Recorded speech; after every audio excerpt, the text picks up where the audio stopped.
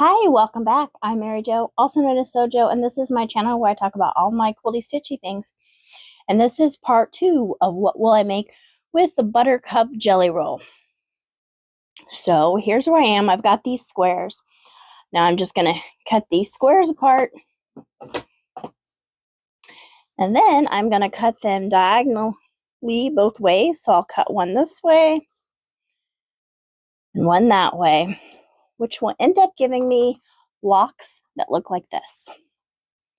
I'll have two that look like this and two blocks that will look like this. Now that's after I press them. Then after we do that, I'll take 4 of these blocks to make an X blocks, and I'll take 4 of these blocks to make these spool looking blocks. And then for the quilt, we're going to have 2 blocks that will kind of alternate, and it will have basically 4 of these X blocks all sewn together, which will be the final block 1. And then for the final block 2, I'll have 4 of these Spool Stars, or these spool blocks, which they kind of form star legs, especially when you get 4. So that's what the final quilt blocks will look like. But before we get there, we got to get back to cutting. So let me move the pressing mat because I don't need that.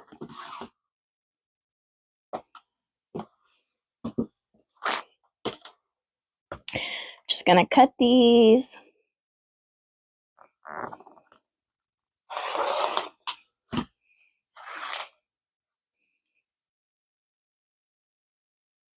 Spin them, cut them the other way.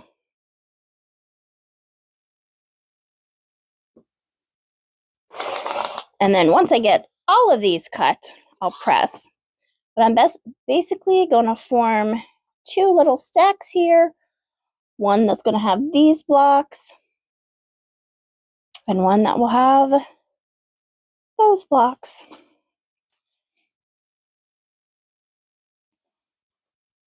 All right, I'm going to keep cutting and then press.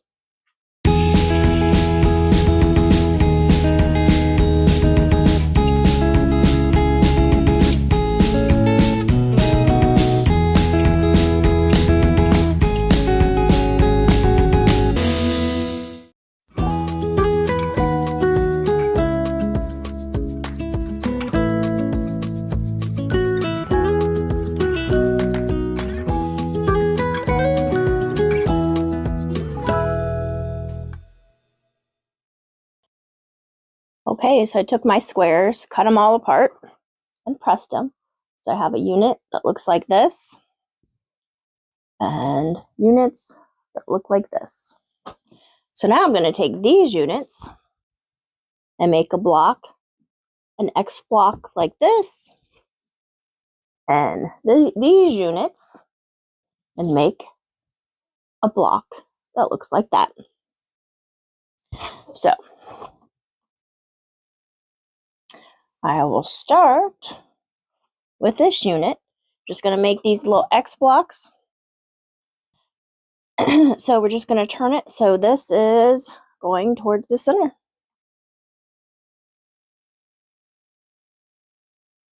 And then we're just going to sew them together like a 4-patch. And I will clip off the little dog ears there. And then we have it so the fabric is, both triangles of fabric is matching up the same fabric, matching up there. So that's the way I'm going to do all of these. And then for these blocks, I'm going to take 2. Let's see here.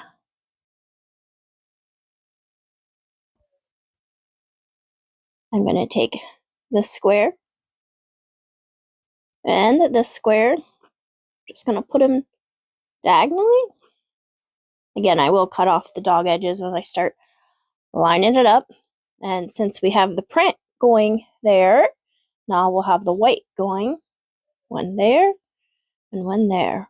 Oops, I did that wrong. Because this should be the same as that. This square. So there we go. And then I will also sew those together like a 4-patch. So I have a bunch of pinning, sewing, and pressing to do.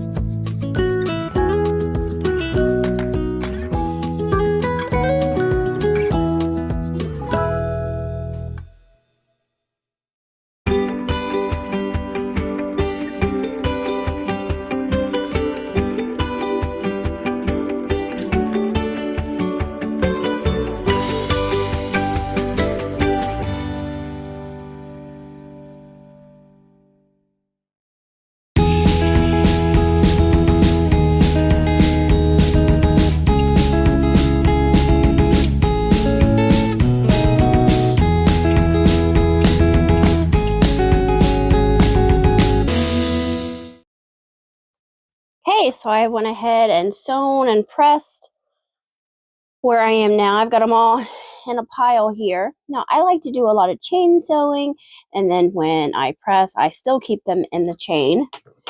So now I can kind of cut these apart as we go. I'll still keep that little string there. There we go. So I will just need to pin, and then I'll sew this seam right here, and it's the same thing with these spool blocks. Right over here. There's the start of a spool block. So I'll just need to pin and sew those seams right here. So more pinning and sewing, and then when I'm done, I'll press it. And then we'll be done with these kind of units.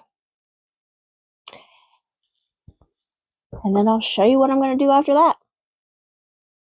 So I made a mistake. I was looking in the camera and I saw that this fabric and this fabric should have been the same, and it wasn't. So I'll need to rip this seam out and switch them around real quick. So I will do that, but let's see. Let's pull another one off here. Cut 2. There we go. So that should be what it is. These fabrics are the same. These fabrics are the same, and the sides are the same. So just do some more pinning, sewing, and pressing.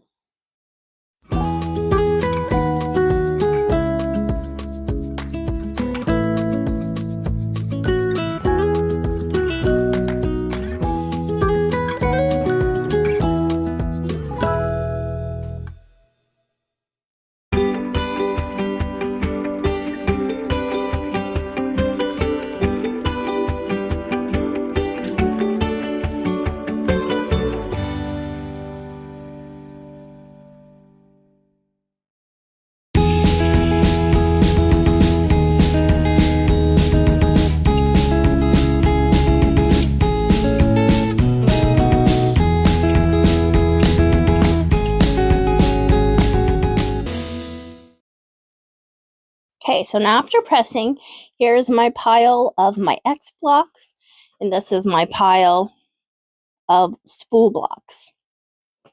So now I'm just going to take 4 of these and make them into our final blocks. Now, when I make blocks, maybe kind of silly, but I usually put a pin here on the upper left corner just because I know that's the upper left corner in all these blocks. So now when I start laying this out, 4 blocks, I'm going to rotate that pin,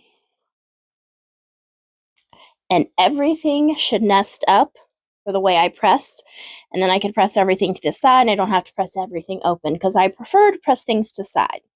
So yep, that seam's going that way. Those will nest there. And then this one, that pin's down there. So I rotated those blocks, and then I'll sew all those together in a 4-patch. Now, before I started recording, I did kind of mix up all of these blocks, so I won't have any 2 of the same blocks into the final blocks. So I'll pin that and sew that together in just a second. But before I do that, let me show you the spool blocks, because I'm going to do the same thing with them. I'm going to put 4 of them together. So there's my pin. I'm going to rotate my pin, or rotate the block so the pin's over here, and then rotate the pin again so it's down in this corner, and then rotate the block so the pin's in the opposite corner. So when we put all these together, those seams will all nest. And when this is sewn, it's like a star. So those will be what the final blocks look like. So I'm going to go ahead and sew all these together like a 4-patch, and then I'll be back once I get them completely assembled. Now I was just starting ready to pin, and I noticed that this block is wrong because those 2 fabrics aren't the same. That's okay. I'm just going to switch it out with another one right here. So that's that. Now there will be a couple of these left over once we get them all done. So that way I'm not going to rip it out and do it again. So now I can start pinning. Actually, I think I'm going to switch these out again because those are the same.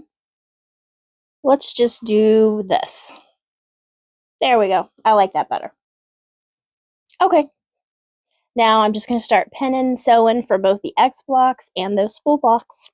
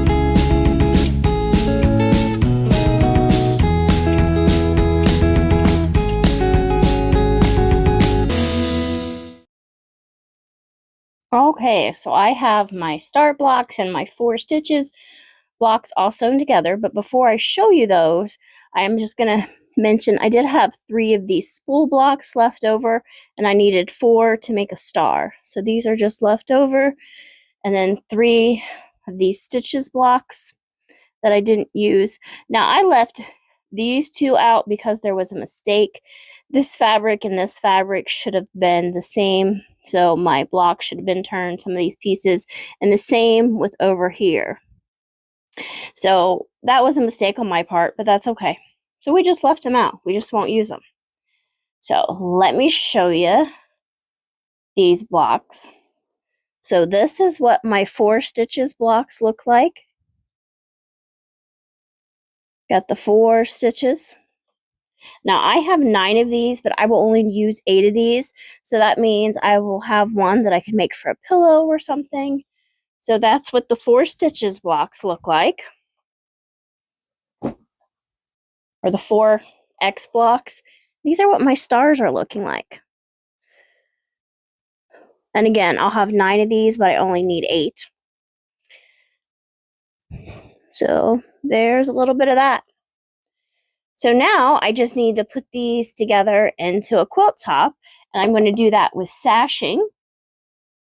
I'm going to use this for my sashing. Now, Missouri Star used a 2.5-inch sashing. I don't have quite enough to make a 2.5-inch because it was a little over a yard they needed. I only have a yard, plus I had this extra strip from my jelly roll. So I'm going to make my sashing 2 inches. So it's going to be a little bit skinnier, but that's okay. You adapt your pattern to what you have, and this is what I have. So that should be okay. So I think this is where I'm going to end part 2, where I have these blocks all made. I will put these together, alternating between a star block and the 4X or 4-stitch blocks with sashing. And I'll do all of that on part 3, where I'll show you my sashing and how I line up all my sashing when I'm not using cornerstones. Okay, till part 3.